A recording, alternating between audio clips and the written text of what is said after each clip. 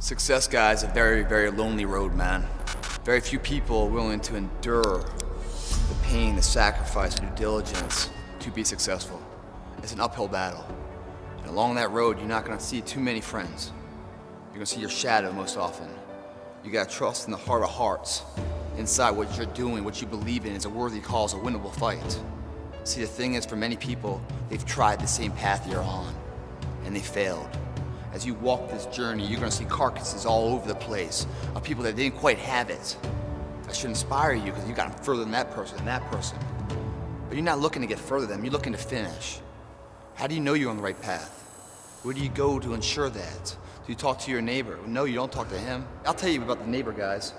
That neighbor's gonna come in, man, and if you're a little chubby, a little overweight, you'd be like, hey man, I'm thinking about doing a routine, man, or getting a training program where I lose some weight.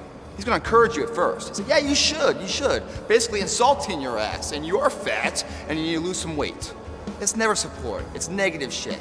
Oh, you should lose some weight. So then you take his advice, and you start training, you start doing something, you start to get in shape a little bit, maybe at his level. Then all of a sudden he's gonna start asking questions, his tone's gonna shift, especially as you get in better shape than him. Then he's gonna start talking shit. Because what happens now, guys, is that your success is like a spotlight shining down on their missed opportunities. Success, many will love you for it. The majority will hate you. Because your success makes them feel insufficient in their current endeavor. Reminds them of where they could have done it, but they came up short, and how they didn't revisit it. Where they went at it and failed, and failure is what stood. They never revisited it again. The difference between a winner and a loser, the failure's there every single time. It's just the winner gets back up and does it again, until it goes his way. So now you're down that path and you're all alone. How do you know you're on the right path? How do you know what you're doing is in the right direction? If you're wondering if you're on the right path, look at the small things of life. How do you do them? When you wash your car, you spend an hour washing your car. You finish washing, you put the hoses and everything away and the brushes. You come outside to look at the job you did, but you notice the spot's missing. What do? Do you re-grab the hoses, pull it all out, and finish the job right? Or do you say, you know, it's good enough? And it's good enough. Because the thing about good enough is we don't know if it's enough. Until the nth hour, the final hour, and everything's on the line. That's when we find out if it is enough. And if we come up short, man, doesn't that suck? I promise you guys, if today you never say good enough, tomorrow you'll always have enough. What I'm saying is the character of who you are. It's not the title that makes you, it's not the success that makes you. The character defines the success, defines the fame, and it starts right there. Championships aren't won in the theater of the arena. They're won in the thousands of hours in the training room, in the labs, in the 5 a.m. runs, and it's raining, when everyone else is sleeping. That's when it's won. The heart of a champion is a light switch that's always on. It doesn't go on and off when someone's watching. It's constant. It's how you look at something. If your name's attached to it, that you do it right, the best of your ability every single time. If you're dusting your countertops, do you dust around the picture frame, or do you pick the up and dust the entire thing? Do the job right or don't do it at all. That's the same person who has his hand raised on the podium one day. Same motherfuckers. How you hold yourself in the small things of life. Build the character winning blocks of the things that we'll remember for. I see them as one and one the same, guys. It begins right now with no one looking, man. And how you hold yourself, how you see yourself. What do you do when no one's watching? If you do it then, I guarantee you'll be doing it when everyone's watching. Something that's deficient, that's no longer suitable for your course of action. You've hit the wall someplace, you've looked in the mirror too many times and haven't smiled. You want to change the situation, move from where you are. The journey is not easy. But before you start that journey mentally, you must fuel yourself with the right reasons, the right fuel to sustain the entire journey. Everyone's hot off the start, but after a month or so into it, or a couple weeks into it, with the wear and tear and the grind starts to hit you, you start losing focus on the horizon, do you not? You get caught away in the daily hiccups, the ups and downs, and the wear and tear. And you focus on the speed bumps of the daily activities, losing sight of the true purpose. When you lose sight of the purpose, you give too much value of what the pain is today. We always invest today, sacrifice today for tomorrow's betterment. But if we don't know what that betterment is, the want factor of what we're really doing it for, we can't win this war, guys. In order to be successful in the MFT program or in life in general, it's the want factor. You have a capable body to do whatever you want. You have a sound mental, nutritional diet. Now what the f do you want? Once you find out you want, regardless of what it is, then you combine the mind and the body together. That's when life gets exciting, guys. Stories of inspiration where the person overcomes the odds. When you see the good man, pump the brakes. Put your hands together, man. Give credit where it's due. Remember the name of the person that overcame the odds, because that same person you're gonna use in your own battle one day. When you hit rock bottom and you feel like the walls and monkeys on your back and Murphy's hitting you down every single step, you're gonna use that inspiration to take that one more step forward that makes all the f***ing difference. Let me give you a few examples of these, of people that overcome the odds.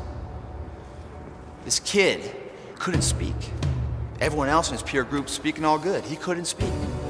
At age 7, everyone's reading and talking. He can't read. He was slowing down so much. The teachers brought his parents in, man, and said, dude, the kid's gotta go, man. He's just slow. He's not creative. He's slowing down the betterment of the entire class. Gotta go. Parents brought him home and he's like, man, what are we gonna do with this? It's a child of ours. Too bad. They put him to work. He got fired from every single job he ever tried. All this guy knows up until 21 years old is failure. He's never tasted success. He just gets up and keeps trying, fails, gets up and keeps trying. Until one day he found out what he wanted, what inspired him, and he gave it everything he had, day in, day out, man. He burned the midnight oil, so he didn't have to stay awake in the midnight hours wondering what if. This guy tried something 1,093 times before it was successful. 1,093 times, man. When the hell have you ever tried something more than 10 times before you throw in the towel? I can't say I have. This guy did. And why? That was what he wanted. How was it nourished? Failure. Everything failed in his life. So when it failed like 1,000 times, it's like, well, it, man. It's an average day. It always fails. I keep on going, but his invention got smarter and quicker. That failure made it more and more successful. It's getting closer and closer and closer. And finally, the light bulb lit. That was Thomas Edison, man. Failure, dumbass his entire life. He had over another 1,000 patents, man. Remarkable. Couldn't speak at 4. Was written out of class because he couldn't read at 7. Kicked home, saying mentally challenged. One of the greatest inventors of our time. We all fall down in life, guys. The question is, who gets back up? Again, it's not the potential of the individual. It's not the genetics. It's the perseverance. The never say die attitude. If you constantly keep throwing shit against the wall, eventually something will stick, guys. Never give in to what you want. When you find out what you want, and you combine that with a sound mental diet, visual nutrition, a physical diet of good food coming in with good exercise, you build the body, the belief, the confidence. You put that together with a want and a drive, dude, you're unstoppable. Your name will forever be in history. If you do it though, because it's hard, it's an uphill battle. It's a path less taken, not the beaten path that everyone else takes. It's a path that leads to character. You gotta earn that. Differential of somebody winning and losing has nothing to do with their genetics, has nothing to do with their potential. It's their perseverance, always showing up. A person that's willing to gamble it. If you show up, then you have a chance. If you don't show up, the outcome's simple. Never there, like an audition. If you show up to the audition, there's a chance you might get the part. If you're too scared to show up and you sit back at home, wondering what if and everything else, no one in hell is gonna call you an opportunity because you weren't present. The winners always show up. They're willing to lose in order to gain. Big mental thing there, guys. This body, as great as you are, as sharp as you make the arsenal, it can't do anything if you don't have confidence in yourself. We all fall down in life. The question is, who gets back up? You go after it and you give it all you have. If you lose, at least you tried, man. I failed. It's 10 times more of a man than someone said, what if? Because what if never went to the arena. When you guys find a fear, that fear will either create you or destroy you. I love fear, and the reason why, behind every fear is a person you want to be. Fear is self-imposed, meaning it doesn't exist. You create it, you can destroy it too. It's an intangible. If you face your fears, guys, you will realize it's not that big. And once you face it, you go, oh my God, man, I spent all this time running from it. It was so small. If I just faced it, my God, not only did I face it, I beat it back, energy's never lost, transferred. that negative energy, that fear, is destroyed. It comes back in as confidence. You're like, what else am I capable of? What else am I holding my back from that I'm capable of more? What am I running from I don't need to? What else can I overcome? You face your fears, you become the person you want to be. You run from your fears, you're not living. You're alive, but you're not taking the freedom.